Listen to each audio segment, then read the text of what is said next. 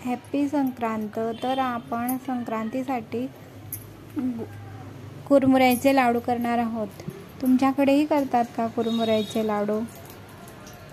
नक्की कमेंटमध्ये सांगा। तर 1 वाटी गूळ घेतला आहे, 3 वाटे कुरमुरे घेतले आणि कढईमध्ये 1 चमचा तूप टाकून गूळ टाकून घेतला। आता गूळ वितळेपर्यंत आपण ते हलवत राहणार आहोत।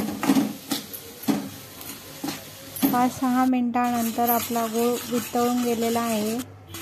हलवत राहायचे व्यवस्थित। आता गुळाचा पाक झाला का चेक करून बघू।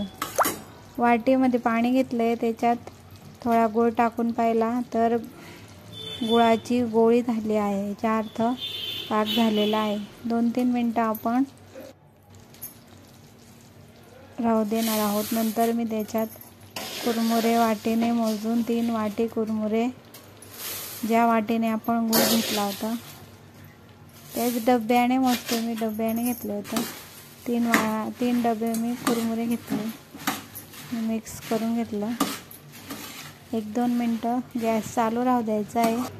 नंतर गॅस बंद करून मी खाली उतरून घेतलं आहे आणि वाटीमध्ये पाणी घेऊन हाताला पाणी लावून असे कुरमुऱ्यांचे लाडू तयार करणार आहोत। कारण गरम असतं ते, त्याच्यामुळे पाणी लावून करायचं आहे।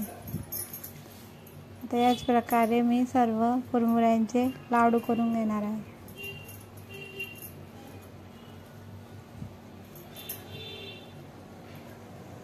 दोघे हातांना पाणी लावायचं आणि करून घ्यायचं। तर या पद्धतीने तुम्हीही करून पहा। तुमच्याकडे संक्रांतीला कुरमुऱ्यांचा, डाळ्यांचा आणि तिळाचे लाडू करतात का? तुमचे झाले का? तर या प्रकारे मी सर्व लाडू करून घेतले।